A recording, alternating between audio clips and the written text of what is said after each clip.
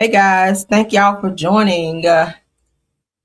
Pardon me, guys. I was trying to wrap up one last thing because I had one more topic that I was adding.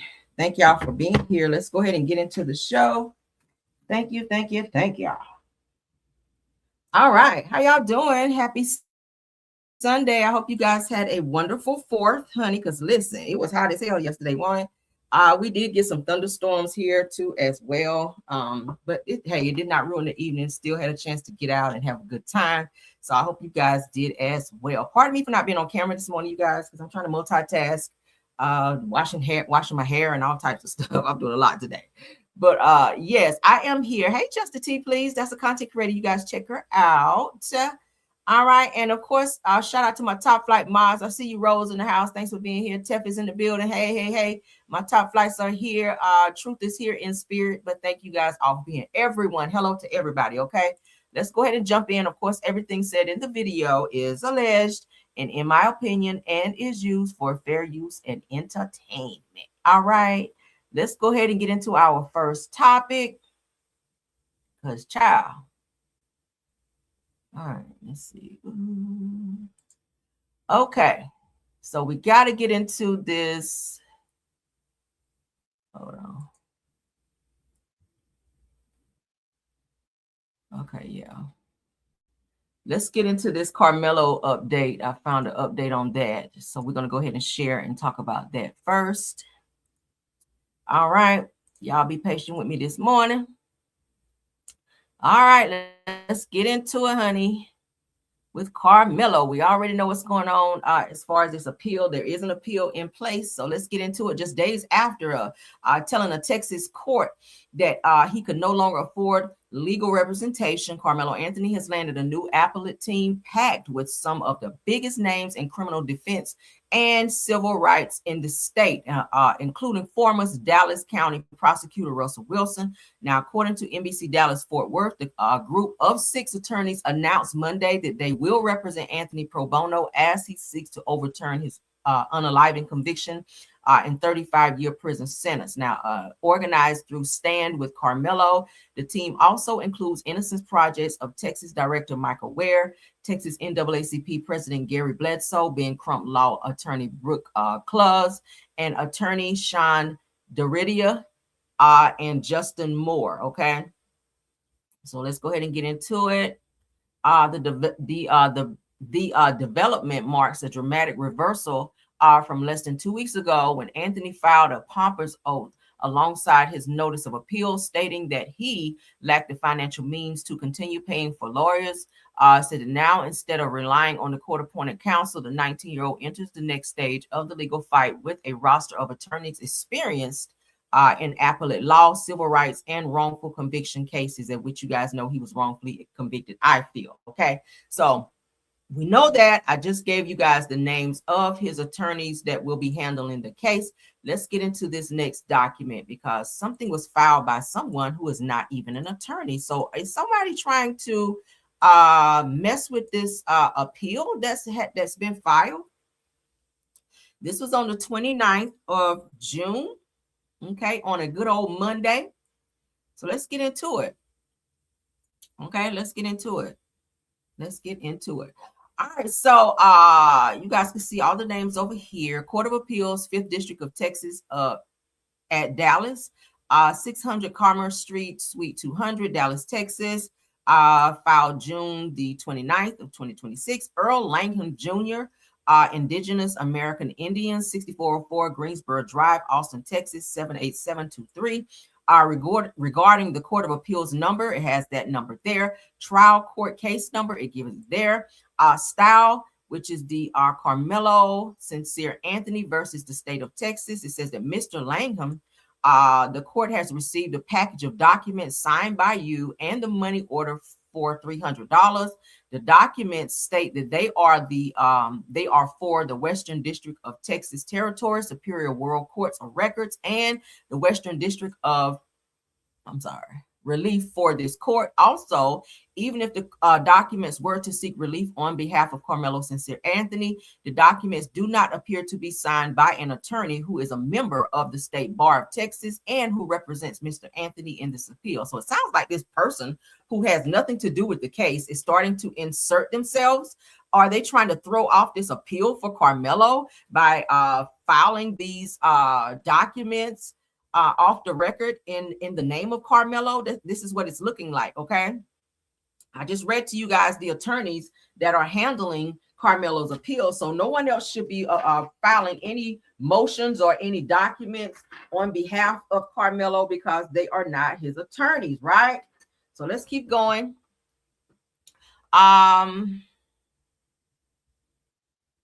Also, even if the documents were to seek relief on behalf of Karmelo Sincere Anthony, the documents do not appear to be signed by an attorney who is a member of the State Bar of Texas who represents Karmelo Anthony in this appeal. Accordingly, the court will not file and will take no action on the documents. It says we are returning the documents and the $300 money order to you. Respectfully, Ruben Moran, clerk of court. Okay, so the clerk of court returned these documents because they weren't signed by an attorney. I'm not sure why this person decided to insert themselves in this. Karmelo has 6 appellate attorneys who's handling his case right now for his appeal.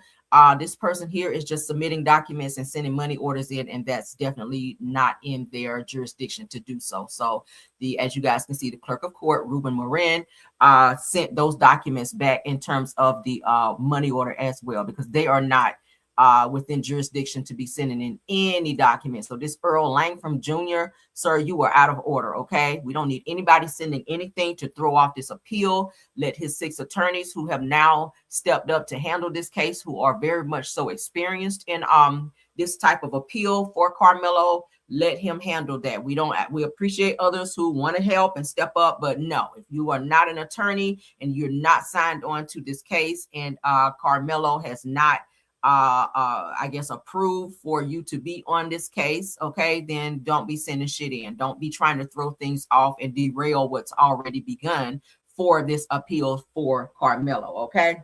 All right, so shout out to the clerk for saying, nah, we don't need you, okay? All right, so let's get into this next topic, because a principal and a police officer might be in some trouble for going somewhere they're not supposed to be. So let's get into it. Dallas, y'all need to stand down now. Let these 6 attorneys handle that. Don't be sending shit in, and we don't care about no damn $300 money order either, because you weren't supposed to send shit in there anyway. All right, so a Texas mom is outraged after school officials entered her home for a residency check without notice. Okay, so let's go ahead and play the news portion, and then we're going to do our commentary on the back end. At first tonight and only on KHVU 11, a mother is furious after she says a school official and a police officer showed up to her home and went inside when she was not there. Yeah, the Katy High School principal was doing a residency check on her 15-year-old son who answered the door. Matt Doherty spoke with the mother and has the response from the district. He joins us live from Katy ISD headquarters tonight. Matt? Yeah, the school district won't tell us if what happened is standard procedure or not. They're telling us that the officials entered the home without the mother knowing and without a warrant.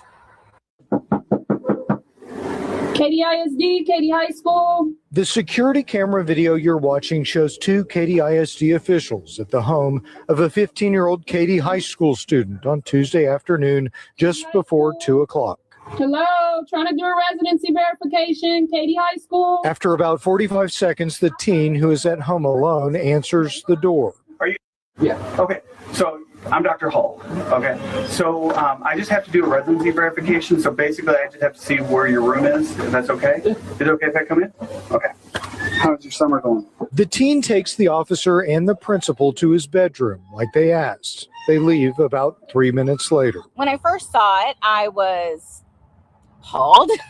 The teen's mother, who was at work at the time, asked that we not share her name or show her face. We don't even let his best friends in there, and we know them. For the past 5 years, the mom says she's had to submit a residency affidavit and supporting documentation showing that her son lives at her address and is zoned to Katy ISD schools. These are sometimes needed for families with children in shared custody arrangements. In the affidavit, the parent or guardian maintains the child is zoned to Katy ISD schools, and it states the district may perform residency verification checks. It's like a huge invasion of privacy. Nowhere in the affidavit does it state how these checks may be performed. Instead of asking if anybody was home or anything like that, they just told him they need to come in for verification to see his bedroom. The mom says she was never contacted by anyone with the school district before or during the visit. Very strange. I don't know why you would have to look at somebody's bedroom to verify that they live there.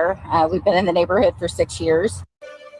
First, Yeah, that's out of line because first of all, that's a minor, and you guys didn't even have a warrant when you came up in there. So that definitely the mom can sue the hell out of you guys for just busting up in her. Even though the minor child said, "Yeah, come in," that's not the minor child's responsibility to give to people who weren't supposed to be there anyway. Unless you guys had a warrant to come into this person's home, you guys did not contact this child's mother, who is also the legal guardian of this child. You're not allowed to just come in somebody's house and be snooping around and looking around. For all we know, you could have planted some drugs in the house, right? Not saying you did, but how do we know? You're in there unannounced, and the mother didn't even know you were there. Okay. So yeah, I really hope she follows up on that. So it said that the principal and district police officer of Katy, Texas doing too much, are facing scrutiny after entering a 15-year-old student's home during an unannounced residency verification check while the teen was home alone. Now it says the home security footage shows the officer speaking with the student and asking to see his bedroom to verify that he lived at the address. First and foremost, you don't question a minor without an adult present. So that was another violation. Okay, you should have said, "Hey, is your mother home?" The child, of course, would have said no, and then you will say, "Okay, well, give the child a card and say, 'Hey, I'm Officer whoever, and I'm whoever from the school. Here's my card. Could you please have your mother give us a call?' And leave it at that. You don't just say, 'Hey, can I come in your house?' Okay, the child may say yes, which this one did, and that still does not give you the authority to do so because you guys were out of line. The police officer should have known you don't enter someone's home without a warrant. Okay. As you guys just saw in the video, the mother was not there. She is upset that they did enter her home without prior I guess knowledge, and yeah, something needs to be done about that because that's not cool. I would hate to know that someone, came into my home without prior permission, even though a child may have told you it's okay. You know the rules and the laws and how things work, so you have to abide by those. But because you guys are in such a hurry and you want to get information, you have to follow certain protocols. Okay, just like you can't question a child. If you put a child over that's underage, you have to contact the mother. You can't question a child in a criminal situation without an adult present because they are deemed a minor. So yeah, that was out of line. Let me know what y'all think about that. Let me know what y'all think about that. And shout out to Nina Paralegal, okay, for the documents on Karmelo, okay. Yeah. So they're not gonna be filing nothing on behalf of that $300 whatever that shit was that sent in those documents, because that has nothing to do with this case. All the paperwork is being sent in and it's being submitted on Karmelo's behalf should be only by his attorneys, and it's 6 of them, so we don't need no help. I promise you we don't. Okay, let them do their job. All right, let's continue on while we're talking about that. Not to flip-flop around, I do want to get into what's happening legally with Judge Roach. Okay, y'all know Judge Roach is the person who sentenced Karmelo to the 35 years, okay, who did not want this case to be manslaughter or even self-defense. He was going for first-degree unaliving, and he got a lot of scrutiny for that. He is looking to retire and step down, but not before Karmelo Anthony's legal team has filed a motion for a new trial and a motion to recuse Judge Roach. That motion has also been filed. So he's looking at some trouble right now. They're on his ass in addition to everybody else that was involved in not doing this case the way that it should have been done. All right. So as you guys can see here, shout out to the public opinion court, says that Karmelo Anthony's legal team is not playing with Judge Roach. A motion for a new trial and a motion to recuse Judge Roach have been formally filed. They say that if a new trial is granted, his own words now disqualify him from hearing Karmelo Anthony's case. All right, so let's hear. I've heard a lot that said there were no blacks on the jury, and I believe that fact is true. That judge fucked him. But it was a very diverse jury, and other cultures and other races and stuff. And so I really didn't pay attention to it. Yeah, you did. He's supposed to be tried in a trial jury of his peers. There was no one there of his peers. And then the people that you had up there to testify against him, a lot of evidence and stuff was left out in this case, as we've already gone over many, many times. I think they knew exactly what they were doing. This was a rushed case. And I feel like it was not done in the way that it should have been done. I feel like Karmelo was already found guilty before he was found guilty, to be honest with you. And let's not even get into the conflict of interest to where he is good friends with not Karmelo, but with Austin Metcalf's family. We've already seen that. So yeah, it's a lot going on here, but Karmelo's attorneys are on Judge Roach's are on Judge Roach's ass. So a motion to recuse him has been filed. Really, because that's not the job, right? Is to manufacture some look of a jury or the makeup of a jury. But they had them white dumb motherfuckers on that jury for a reason. But I thought it was a good cross section of Collin County, and again, they did their job, and I think they took their oath very seriously, no matter what their background was. So you guys know that initially this case was supposed to be tried in another county. Judge Roach is the person who had the legal documents signed to where the case was moved over to Collin County, which we know they say is a very racist county, which a lot of people are already saying that they feel like this was a whole setup from the beginning, having this case moved to this county, at which we all know now that they're saying it's very racist. We see how it turned out for Karmelo, but hopefully this can turn around here really, really soon. Let's continue. Pick their jury like that. That's designed because they know that their people are not smart as us. We can read through the bullshit. They follow their bullshit and believe what they say. I've heard a lot that said there were no. Yes, sir. So you might not get to go and hurry up and retire before your ass gets snatched down from your or snatched up out that robe that your ass, that same robe that you sat in to give Karmelo 35 years when you didn't even look at all of the evidence that was in this case before you tried this young man, and for first degree unaliving without even thinking about self-defense, which clearly, if you look at the videos and all the evidence surrounding this case, clearly you can see Karmelo was defending himself. They were chasing him. All right. A person don't run unless someone is chasing them. Right. Right. He was running from someone. They jumped on him. They put hands on him first. There's a lot of him. Right. And even after the altercation, Karmelo was still asking, was the person okay? Because he was very sorry that it had to go there, but he had to protect himself. That was not taken into account as well. So hopefully with this new motion that's filed and everything else that they have going on, that they can get this up and running and Karmelo can come home very soon. All right. I have nothing for you, Judge Roach, child. Nothing for you. You are indeed a roach. All right, let's get into this Brene and Tim update, because they just had to go to court on the 29th as well. Something about the 29th, ain't it? Let's put a picture up so you guys will know who we're talking about. Y'all know the case for alienation of affection in North Carolina with Brene, Tim, and Akira, okay? This is Tim. Tim used to be married to Akira, where my mouse is moving. Tim wound up cheating on Akira with Brene, who he used to date back in the day, but he and Akira wound up getting married. They have 2 children together, at which Tim is not even doing his part in terms of taking care of his children, in terms of child support. They just had to go to court and answer for that. Tim was saying, oh, I don't really have, the money to do this, but you have money to go on trips. Y'all eat out. He and Brene eat out every day. Of course, they had to pull documents for Brene and Tim. A writ of execution has been filed against Brene because of the money that she owes, $1.75 million to be exact, to Akira after Akira won this case. So it's starting to get real sticky, y'all. It's starting to get real sticky. So I made my notes. So let's get into it. Court. They had court on 6/29 of 2026, which was on a Monday. They're saying that Tim Tim told the courts that he gets his money on social media with Brene. Okay, that's how he makes his money. So he don't even have a real job out here. It's all good because social media is a great source to make money. A lot of people, earn their money from social media. It's nothing wrong with that. But I do know he was once working in a gym where he was supposed to be like a gym instructor. So maybe he quit that job because maybe he was out a lot, right? I don't know.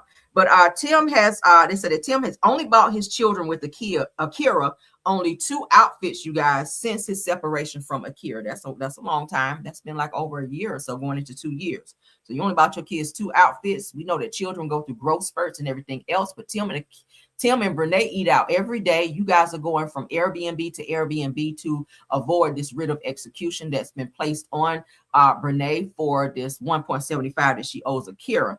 Also going into it, it says that also the judge told Tim that there was mention of an expensive ring that he just purchased Brene. And he asked the judge, what did that have to do with this case? And the judge was saying that if he had money to purchase expensive rings, why did you not use money to help Akira with his children? And I get that. You got money to do everything else. You out here with J's on, you got on the smartwatch, and you can travel and go everywhere and eat out and spend $75 per tab. Like, y'all really out here spending. But when it comes to your kids, you don't give a fuck, right? Now, Akira's attorneys actually showed proof that she reached out to Tim for assistance for their children because she says that that he's been telling her that he cannot pay anything because he doesn't have any money towards support. But of course, unfortunate for Brene and Tim, they post everything on social media. So everything they do in terms of going shopping, going out to eat, spending this, spending that. Y'all post your business too much. You posting yourself going to Airbnb. So you have money to do things. You just don't want to give it to Akira. So the judge brought up the frequent trips and also asked Tim about those as well. He didn't have an answer for that, I'm told. I just told you guys that Brene also has that writ of execution to seize property. So pretty much Akira can go in there and take whatever property that she can take because Brene did not adhere to what the courts asked her to do. She was supposed to give a list of the things that she would like to keep in this writ of execution. Child, she had everything on there from a air fryer to microwave to a ring to stupid shit like that. But now she and Tim are going from, like I said, Airbnb to Airbnb. So they're making sure that they're not home so that when the magistrate comes to the house to order these properties to be given over to Akira, that they're not there for these properties to be taken from the home. So this is what they've been doing for the last few weeks now, avoiding and evading this execution, the season of the property for this execution. Okay. Of course, the restraining order that Akira filed on Brene is still in place and still in effect. So Brene cannot be around Akira or her kids. Any events that Akira's kids have, Tim is allowed to be there because he is the father. Brene is not. Okay, and she did violate that before, and she got her ass locked up for coming to an event that Akira's kids had, and she got into a verbal altercation with Akira. The police was called. Brene was arrested because she wasn't supposed to be there anyway. What else? I want to make sure I gave you everything. They're saying that Brene actually missed her last court date, you guys, that she was supposed to attend, I think, as related to the restraining order. So she may have a warrant, because when you don't show up for court, honey, they just go ahead and issue you a warrant. They ain't about to be sitting there wasting no time. They're gonna move on to the next case and then go ahead and issue that good warrant for you. So maybe that's why she and Tim are going from Airbnb to Airbnb to, one, avoid that writ of execution, and two, to avoid the warrant that she may have on her for not attending the last court date that she was supposed to be at. So they are just doing the fucking most. I'm so sick of them. But prayers up for Akira, child. Prayers up. But they are trying to avoid this money that they're supposed to be paying this girl, the 1.75. They're saying they don't have it. But like I said, their spending habits are crazy. How they eat out, like, it's crazy. The money that they spend, like I saw a video on TikTok where Brene was in, I want to say like Target or somewhere. Baby, she spent like a good $300-400, like no problem, right? She just spending. But then you get in court and say, I don't have the money to pay Akira. But then you're out spending and you're on live showing it. So it's like you are playing in the court's face and they're watching all of this. And then you're going to wind up getting in deeper trouble for making these videos, because you already said you don't have any plans to pay the girl. And I feel like she really thinks that she's just not going to pay it. But we'll keep you guys updated on what else goes on with this. Also, I want to let you guys know that Brené's husband is also filing the same case against Tim, okay, which is for alienation of affection. So they about to get hit again. So there's no telling how many more millions that they're going to wind up having to be paying out to Akira and to Brené's now ex-husband, who she wound up cheating on him with to get with Tim. So this is a whole love triangle situation that turned out to be very expensive, right? That's some expensive pain. I really hope that it was worth it, Brené, getting with Tim. He's broke, busted, and disgusted. He don't got shit to offer you, and everything that he has is because of you. And now he's about to get sued for the very same thing, and you guys are going to be looking crazy, okay? So enjoy the low life while you can, child. Enjoy the low life while you can. All right, let's move along. That's a hot ass mess. I don't want to be with nobody that bad, where you get my ass sued and you sued too for 1.75 million. Girl, no, it's not that serious. Okay, hell no. They better pay that damn money and get on a payment plan or something. All right, so former NFL star, Real Housewives of Beverly Hills alum, Anna Marie Wiley's husband, Marcellus Wiley, is arrested on DV, you guys, domestic battery charges. Oh my, what's going on with these NFL players, y'all? I'm starting to see more and more NFL players getting charged with domestic violence. I don't understand why they're so violent. Like, what is going on? Is it CTE? Like, what the hell? I'm not sure. But this is the wife. This is them in happier times. So he put his hands on her. So now he has a charge. All right. Just looking at pictures.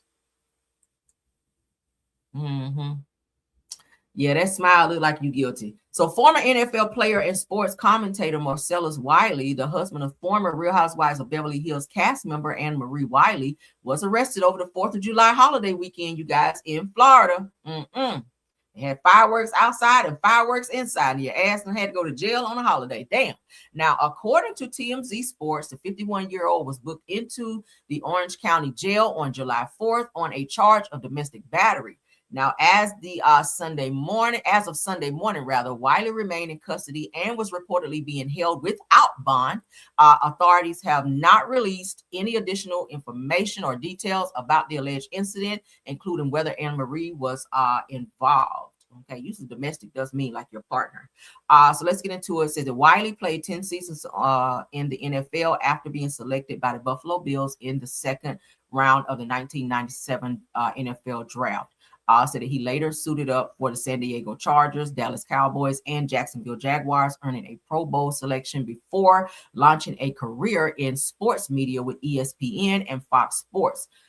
He and Anna Marie Wiley, a registered nurse, and Anna, I can't say the word, forget it, child, who appeared on season 13 of the Real Housewives of Beverly Hills, has been married since 2014 and share a blended family. So it looks like he brought kids into the situation, and she may have had kids prior as well. The arrest comes just months after Wiley publicly denied multiple civil and sexual assault allegations brought by several women. That's probably why they was fighting, because his ass was cheating. Said that those allegations are separate from the domestic battery charge. Neither Wiley nor his representatives have publicly commented on the arrest. So that's probably where the argument stemmed from. She probably approached him about the allegations of him cheating and the sexual assaults or whatever. That's got to be embarrassing. They are public figures to have that out in the media, and of course, she said something to him probably, and I'm just saying hypothetically, and they wound up getting into it, which ultimately got him arrested. So, child, while everybody was enjoying it, they drink on, twerking, and light fireworks, he was sitting in a jail cell for being violent. So, prayers up for this situation, child, because kids are also involved. All right, somebody else, child, who got some kids that's involved in their BS, none other than Blueface. Shout out to the 233 watching. Blueface has been banned from Instagram after leaking Jaden Alexis SEX tape with his former manager. Okay, I told you guys that there's going to be some repercussions behind this. This probably is not going to be it. Just, he's been banned from Instagram. I'm pretty sure he is monetized on Instagram because he does post a lot over there. He goes live a lot on Instagram as well. He should be banned from all social media platforms as of right now because of that. That's not cool. Regardless of how you feel about Jade and Alexis, if she did sleep with someone else, she is not your woman. You guys are not exclusive. You guys co-parent your children, 2 to be exact, a daughter and a son, both bad as fuck. Well, mostly your daughter. But at the end of the day, you just can't go around here posting revenge P because you're mad that you can't control a narrative. All right. So shout out to All About the Tea on this one. Said that Blueface is off Instagram after his account was reportedly banned. This comes after he leaked a SEX video involving Jaden Alexis and his former manager, Bravo, on Twitter. Now, it says that the video quickly spread across social media before Blueface deleted the video. Even if you do a post and delete, that's still a charge, right? Because who knows how many people were able to screenshot or screen record said video. You put this person's personal sexual business on social media. That is a crime. Go look it up. Ask Martell. Shit, he went to jail for it, right? You cannot post videos or pictures of anyone in compromising positions like that because you're mad that you can't either be with them or that they were with somebody else or whatever the case may be. So he may be facing more charges, like I said yesterday, because he is still on probation. Y'all know when you're on probation, you can't get into any type of trouble. So even though Jaden and Alexis may not file charges against him, his probation officer could definitely submit something in reference to this because it is still a crime, right? And sometimes the state will go ahead and pick up certain issues such as like this and probably charge him, just like in a DV situation. If a woman says she doesn't want to press charges, the state will pick it up and press it for them because of the complexity of that particular issue. All right. But that's the update on Blueface. All right. He just sit his ass down. He's got 2 babies on the way right now. I told you guys yesterday, a young girl just came forward to say she's also expecting a baby by Blueface. Okay. And of course, you guys know Nevaeh is also expecting a baby by him as well. So it's too much going on. 2 babies on the way in 1 year. I don't know. He's the new Stephon Diggs out this mug. That's too much. Too much. Focus on your kids, sir. Focus on your kids. All right. Let's move along. What's up? Hey, Peanut. Thanks for being here. Peanut is a content creator. You guys check her out as well. Okay, thanks for coming over. All right, let's get into this Brian Mcknight news. Brian Mcknight is still out here being a horrible father. Okay, they are slowly canceling his ass. I told you guys that he had several shows that he was supposed to perform at. The crowd was not crowding, honey. People are not crowding in to come and see Brian Mcknight. They're like, yeah, you can sing, but you out here being a whole fuck nigga, not, taking care of your kids. He's talking crazy about your kids, and now you're suing your baby mama and stuff. He's doing the most. But let's get into it. Brian Mcknight interviews the man raising his grandchildren without ever acknowledging that they're his family. So I don't know why he don't like to acknowledge his family now that he has a new wife and a new situation going on.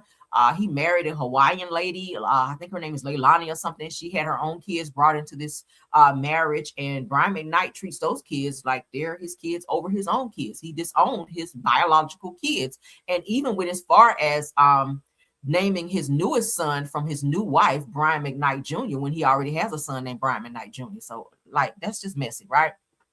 Shout out to It's On Site. Brian Mcknight sat down with Nathaniel Gidwell, the stepfather raising Brian Mcknight Jr.'s 2 children, for one of the Fatherhood Friday episodes. And they said for the next 12 minutes, Brian kept asking questions about Brian Jr.'s role as a father and how often he sees the kids, with what co-parenting looks like, and whether he's really involved. Now, Gidwell said that Brian Jr.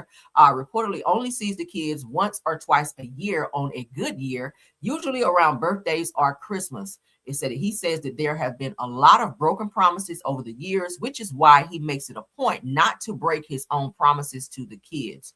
He also shared that the children call him dad, but the older children still wishes that they had a relationship with his biological father, which would be Brian Mcknight. Now, said that Gidwell even admitted that as a white man that he knows there are certain things that he can't give his black stepson that a black father could. Okay. It says that then Brian had the audacity to ask whether anyone from Brian Jr.'s side of the family, including the children's grandmother, had stepped up. Why you ain't stepping up? Why you worried about what they're doing? Now, Gidwell said no, and Brian used that moment to criticize ex-wife or his ex-wife for not being involved. It said that here's the part that viewers could not get past. Let's get into it, because he always go gutter. Said that not once during that entire interview did Brian Mcknight call Brian Jr. his son. It said that not once did he acknowledge the children as his grandchildren. It said instead he kept referring to Brian Jr. as the biological father and the kids as if they were not his own family. Now, by the end of the interview, it said that Brian Mcknight praised Gidwell for stepping up, but many viewers walked away focused on something completely different. It said that they felt that Brian Mcknight spent the entire conversation highlighting someone else's absence without acknowledging his own. That's that typical narc behavior that a lot of people have been seeing recently in Brian Mcknight, and then when he gets called out about it, then he runs and tries to sue. You guys see he is suing his ex-wife, Julie Mcknight, for calling him out on some things and saying that he wasn't really there like he needed to for their son who passed away, I want to say like a year ago now. Okay, Nico Mcknight passed away, and they were saying that Brian Mcknight just wasn't there like he needed to. He disowned his kids, and there was a lot of bad blood allegedly. But Brian just doesn't acknowledge that because in his eyes, he only sees his new wife's kids as his own kids. And it's so sad because his sons look just like him. They have his same talent of being able to sing and musically inclined. So his kids used to tour with him and sing on stages with him. And now that he has this new family, he just don't give a fuck about his own kids. And it's sad. And it's caused him to lose a lot of gigs and be canceled. And people aren't buying tickets and supporting him. He even got kicked off of some type of program for where he was supposed to speak at a college. They decided that they didn't want him to come and speak at said college anymore after all of the social media backlash that he'd been receiving, right? And yeah, they want his ass there. So he's losing a lot of money. He's losing a lot of clout, and he's losing a lot of support from people who really used to ride for Brian Mcknight. Y'all know Brian Mcknight was that dude, like Back at One and One Last Cry. Like he had so many hits. Like golly, you hear Brian Mcknight song, it's like you just melt. But now it's like a bad taste in everyone's mouth. They don't want to hear his music. A lot of people have stopped downloading his music and supporting him and even coming to his shows. So he's really fucking up his career over being an asshole about his own children. So he really needs to get some self awareness because yeah, I've never seen nobody like this in my life. This is horrible. Horrible. Let's keep going. Something going on with Brian, child. I don't know what the hell. I don't know if that new wife done cast some type of damn voodoo or spell on his ass. But Brian Mcknight is doing the fucking most. He is doing the fucking most. All right. Prayers up for his kids though, because they seem to be very hurt by not having a relationship with him. And his own son Nico passed away with a lot of pain as well from that situation. So yeah, let's get into the next topic, child. Milagro Grams, who is a content creator who was pretty much on Tory Lanez's side and who was getting paid by Tory Lanez in his camp to attack and go after Megan Thee Stallion and put out defamatory and negative press about her to tear her down. But Megan Thee Stallion came back and spent the block on her ass and sued her and won a $75,000 judgment. Now Milagro Grams is saying that paying Megan Thee Stallion's $75,000 judgment now could cripple her appeal fight. Well, the judge don't care about that. You should have thought about that before you put that information out about her. Be careful who you lie on, because if someone sues you, you got to pay them if they get a judgment against you, right? So Milagro Grams is taking another swing at the $75,000 Megan Thee Stallion verdict, but the latest move comes after a federal judge made it clear that the judgment is still enforceable. So you can appeal all you want, but that $75K you still owe it. So you ain't about to be skimming off none of that money in order to file no appeal against her. You better come up with your own money. Now she did say prior that she didn't have the money and crying broke initially when this case started. But then she slipped up and said on social media that she had the money. She just didn't want to give it to Megan. So now the judge was like, oh yeah, we playing them kind of games. All right, so $75,000, bam, slam the gavel down and pay her. Now the blogger, whose real name is Milagro Elizabeth Cooper, filed an amended notice of appeals on June 30th in her ongoing legal battle with Megan Thee Stallion. The new filing updates the appeal that she first filed in January, shortly after a Miami federal jury found her liable in Megan's defamation case. You better come up with that money. Now, I said the court records show the case was filed by or as Megan Pete versus Milagro Elizabeth Cooper in the Southern District of Florida on October 29th of 2024. According to Pacer Monitor, Chief U.S. District Judge Cecilia M. Altanaga entered the amended final judgment on May 29th of 2026. That was a few days ago, in favor of Megan Pete on counts 1 and 2 and 3 of her second amended complaint. Now, the amended appeal matters because the money at issue changed during the case. It said that Graham's originally appeal came when the judgment against her had been reduced to $59,000, even though the jury initially awarded Megan $75,000.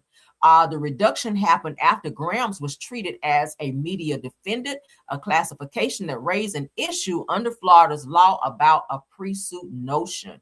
The ruling did not hold, and Judge Altanada later reinstated the full $75,000 judgment after deciding that Milagro Grams was not entitled to media defendant protection. The judge found Grams had been commissioned by Tory Lanez and his father to publish or broadcast defamatory statements about Megan. See, for those of you out here lying on people and doing it on behalf of other people, you will, find yourself in a very sticky situation, expensive situation, as Tasha K. And I told you guys the other day, Tasha K and Milagro Grams are like really, really good Judies. They are good friends. So it's not a coincidence that the two of them are facing the same case or the same type of charges, right?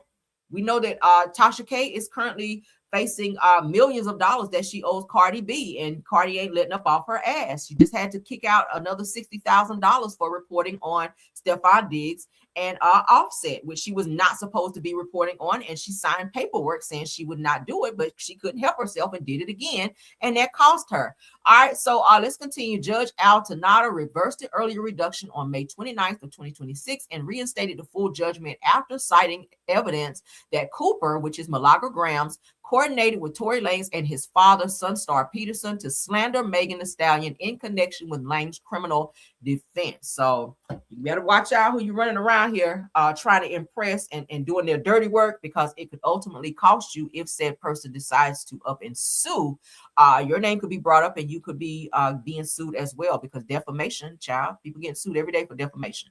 And that shit can get very expensive, up into the millions, depending on the type of situation. And if this person has a great attorney that can push it and get that money. So be very careful lying on people. All right, shouldn't be lying anyway. All right, it's a good Sunday, honey. The good book say lying is a thou shalt not lie. Lying is a against the the commandment. All right. There are commandments out there. Lying is definitely one. Thou shalt not lie is one of them. But you got people out here, child, who lie in their sleep, be snoring and farting and lying and carrying on. But let's keep going. Shout out to the neighborhood talk. We have one more topic after this, and I'm gonna let you guys go. Now, we've been talking about this song, Spin That Until I'm Blue in the Damn Face. Uncle Luke, who is from Florida, just like Young Miami, he has now spoken up. He tried to act like he didn't even know who Yandy was. I'm like, hold on, what? Hold on, what? So Uncle Luke responds to criticism of Young Miami's Spin That song, said that if all music were Jill Scott, Yandy, or Afrocentric, we will be bored as uck. Not really. I mean, I'll be honest with you. I would not say that it would be boring because I do like Afrocentric music as well, but I do like a plethora, I'll say it that way, of different types of music. So I guess I agree with him there. I guess I do agree with him there. If we had to only listen to one genre of music like all day long, I probably would be bored, because sometimes, depending on my mood, I like a little ratchet music. If I'm in my car and I'm feeling crunk, I might want to put on some T.I. or, some I don't know, something that's gonna have me hopping around in my car and sharing lanes with the person beside me, because I'm getting my groove on, right? But let's get into this, child, because this song Spin That has been getting a lot of negative press, and they're trying to get the song banned. I don't know. Let's get into what he had to say. So when this girl, India, or whoever the hell it is, listen, I have no problem with these Afrocentric type people, but they're always jumping into the conversation of wanting art to be created like they are. If everybody lived in the world of Jill Scott and all music was Jill Scott and Yandy and Afrocentric, we would be bored as fuck. I'm sorry. I love their music. I appreciate their music. I appreciate their artistic values. But at the end of the day, why are you having a conversation about something that's considered as art? Does anybody get all upset when the man is standing up there and people are looking at the sculpture, the art sculpture of this man with his gypsy tools out? Nobody has nothing to say about that. But then it's always us. There's always black on black crime. There's always black on black crime. You never hear them talk about each other. You never hear the white women talk about the white man. You don't hear the white artist talk about another white artist. Think about it. Where is it? It happens. We just don't be checking for it as much as we check for black on black, back and forth banter. I mean, I'm pretty sure they do be going off on other artists like that. We just don't be checking for them like that, but it happens. But then it's always us. There's always black on black crime. Okay, so you heard him. Y'all know Luke's music was very controversial, right? Face down, that's the way y'all remember. Like, damn, a lot of their music got banned. Let's not even talk about the album cover where they had the women lined up across the cover with their butt cheeks out. Like, they were doing the fucking most back then, and they were able to get some of their songs, pushed through, but a lot of their music got banned and had to be, dumbed down some just to get it on the radio because it was so nasty and grimy. But hey, I mean, I'll be honest with you, I like some music that I can twerk to, but you can't really twerk to Jill Scott, You Love Me, right? Like, that's a really slow song. You can't twerk to that, but you can twerk to Spin That. You can twerk to anything T.I. or anything, little ratchet music type stuff. You can, but hey, like I said, it depends on my mood in terms of what I want to listen to. If I'm sitting in my bubble bath and I got my candles lit and, sipping on my wine, yeah, some NDRE and some Jill Scott is definitely going to be what I can listen to, right?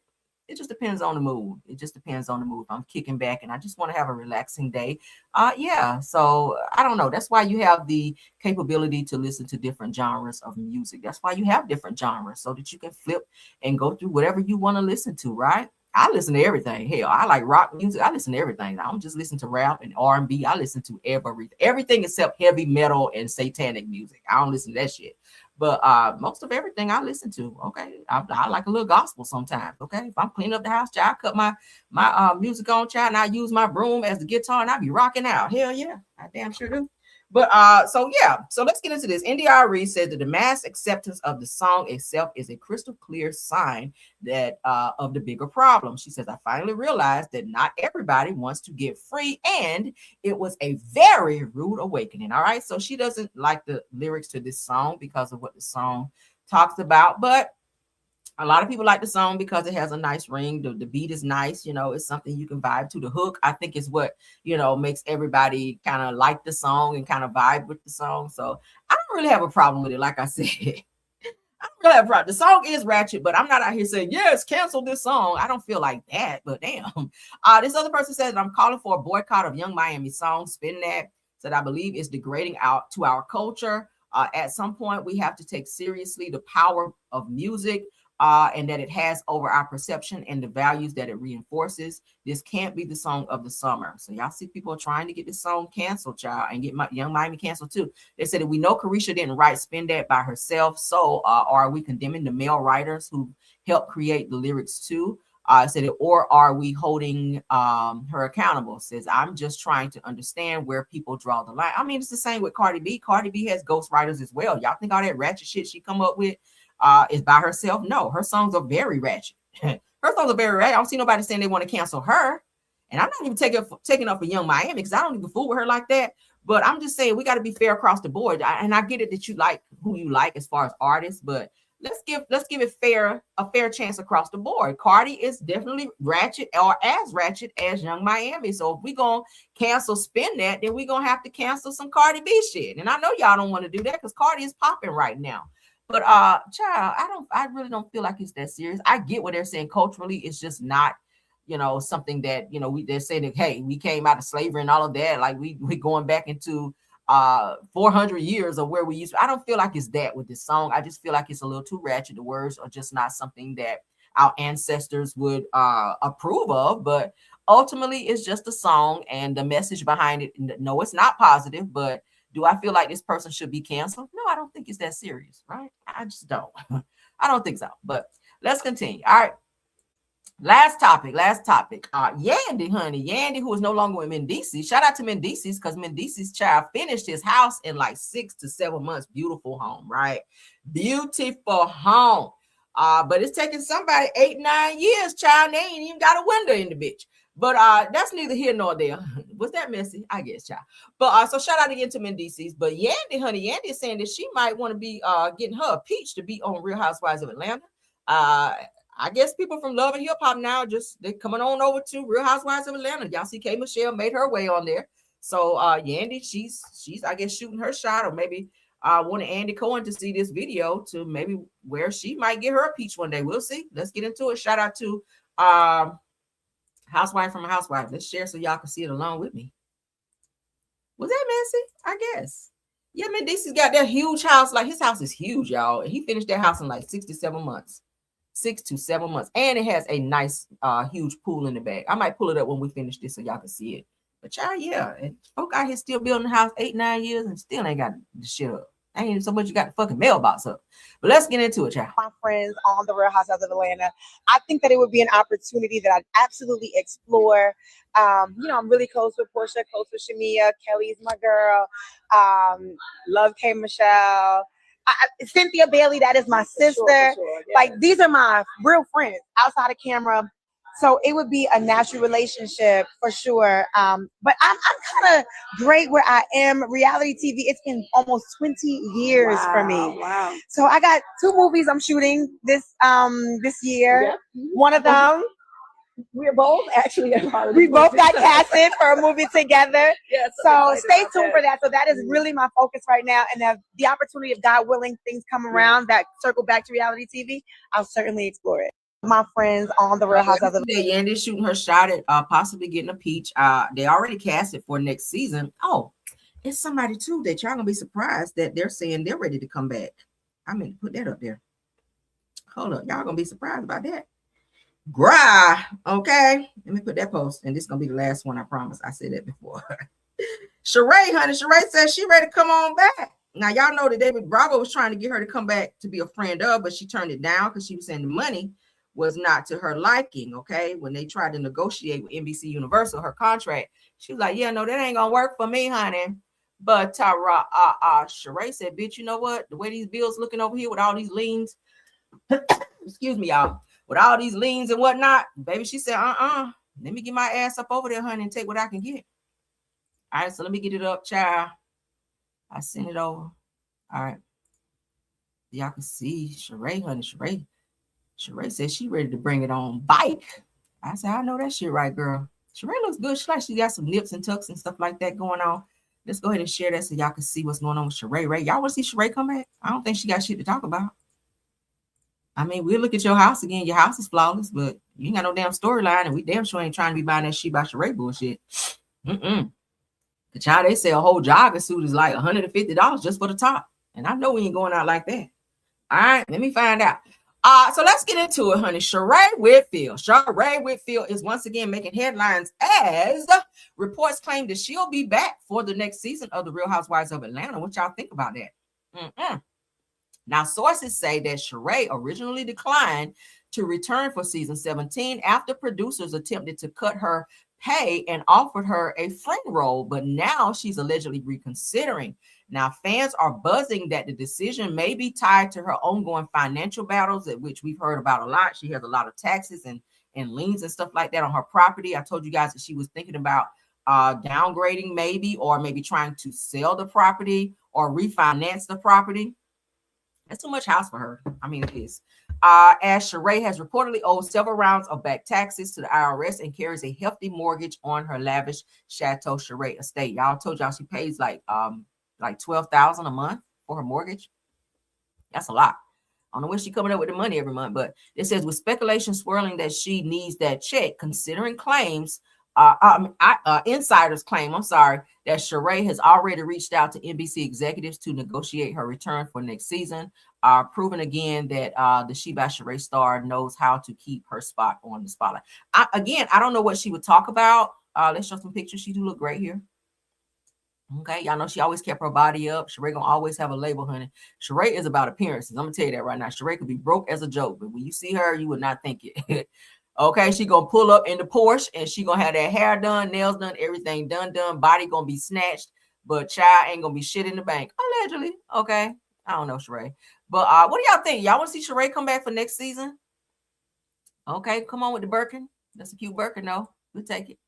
We'll take it. Sheree gonna always spin the block, child. But I don't know. Every time she's come back, I just don't feel like she delivered. And the last time she did come back and try to do the She by Sheree fashion show, none of the stuff was on the website. Even Candy said it. Candy was like, girl, we all rushed over to the website, and the free clothes that she gave on the show to promote her new She by Sheree line, they said that she asked for that shit back, that it was just for the cameras. I said, what kind of shit is this, Sheree?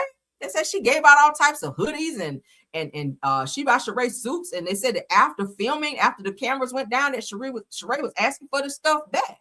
And none of the stuff was on her website when they went to go in there and try to buy nothing. I was like, and then the stylist, they said she owed him money and he was not releasing any of the clothes until she paid him the thousands of dollars that she was supposed to pay him. So Sheree was trying to use that as her storyline, but she, it didn't go no further than that. We haven't seen any new updates on the She by Sheree stuff. So I don't know. I don't know what Sheree is doing or what she's going to be trying to do if she tries to come back. But if she's negotiating coming back, she got to have a storyline. So what is she going to talk about?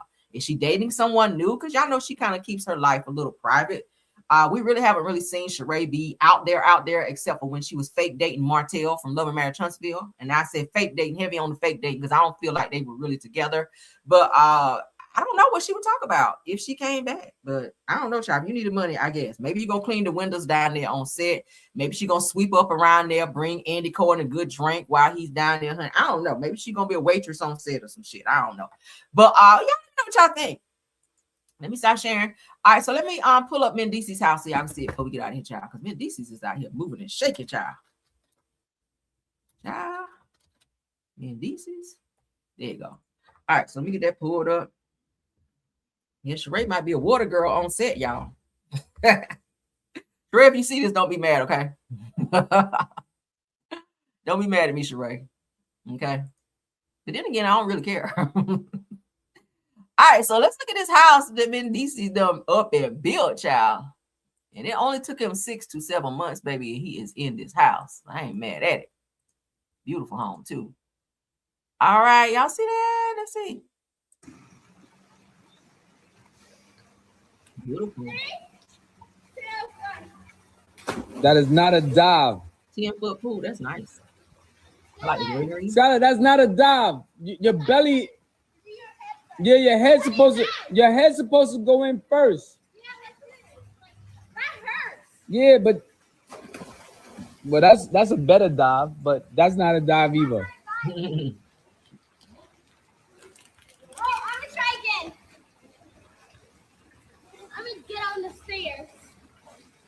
Yeah, I see y'all saying Sheree could have opened a gym. Sheree should be like a personal trainer for women and like celebrities. She can make some really good money doing that if she get like her certification and get her head right, because she keeps her body up. Sheree got a banging body, no homo, right? Sheree got a banging ass body, so she could definitely be like a female workout coach or something like that, baby. Yeah, and earn a coin, because working out now, that's everybody's trying to keep their bodies and stuff up, especially if you're in Hollywood. You got to keep a certain appearance and keep your weight a certain type. So yeah, that could be some good money for Sheree, but I don't know. You want to do it up the steps? Yeah. All right, so let's see what else we got on here with this house, because child, let's see. This is something he's showing here. I love that. Look at all the garages. Mendici's out here doing it. I ain't mad at it. Mendici's, we just being nosy, okay? I wanted to see. Come on, Rolls Royce. I ain't mad at the double R's and the headrest. This right here is when what? May 13th. Look, they were still doing the grounds. Mendici's already in his house. This was back in May. That's just how quick they didn't got this shit up and running. Today we broke ground on a luxury private estate on 4.5 acres. This is just the beginning. I'll keep you all updated on the process. Stay tuned. I think he do investment properties too. All right, but he built his dream home, and it's nice. This was where the pool we just saw to his home, where we just saw the finished touches where the kids were swimming. He's sitting here where it looks like they were working on it 7 weeks ago, May the 11th, and they already in it. Pool up and running. Kids are swimming. Like, child, Mendici, you might want to give some people a card, child, so they can go and get their shit done. Because, baby, it don't take that long. Okay, it don't take that long. You don't up and take that long. Look at there. Ain't that nice? Big old home. I ain't mad at it. 20 weeks ago. 20 weeks ago, Mendici. Look at that. out here building. That's just a frame. 26 weeks ago was a frame, and he's in his home, pool and everything. He's not fucking around. I ain't mad at it. Okay, here he is again. Almost at the finish line. We almost there. That's 28 weeks ago. Another day. See that? I always show the back, never the front. Gotcha.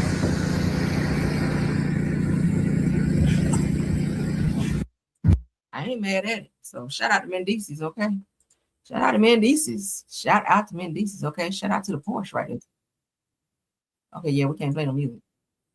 But y'all see it, child. Y'all see it. And you can tell the house is on a very upscale community. I like the tall. I love the windows, okay? Yeah, honey, I love the windows. But yeah, that's nice. I ain't mad at it. That's a huge house, too. Shout out to Mendices. All right, got El Rhoa and them out there working. Y'all know the Mexicans are gonna fix your shit up real quick. They gonna build your house real quick because Mexicans work fast, child. So yeah, what y'all think? Shout out to Mendices. Shout out to Mendices. Let's get back to the main screen. You said somebody needs to send those clips to Marceau show. I ain't playing with y'all today. Y'all don't give me in no more trouble. All right, I'm trying to stay out of trouble. Now I don't release receipts and all this type of shit and got the people on YouTube, man. People try to say I ain't have no pictures of this, and this. Now I don't put them out there. Child, people is mad out here. So I'm trying to be nice today, but y'all know how it is. All right, I ain't got no like messy tea right yet, but I'm working on some stuff. Okay, y'all know how I be. I keep my head to the plow, honey, so we can get y'all that good messy tea that y'all love. They say, give me your phone.